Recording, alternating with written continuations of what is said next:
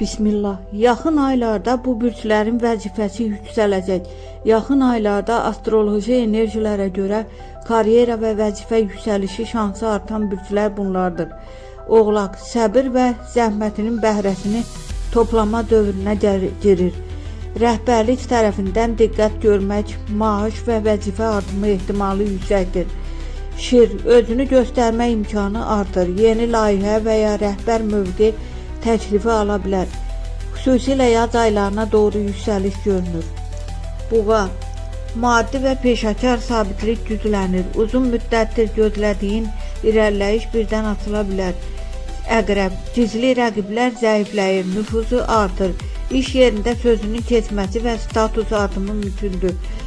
Qız, detallara diqqəti sayəsində rəhbərlik tərəfindən seçilə bilər. Yeni məsuliyyət, yeni vəzifə ehtimalı var.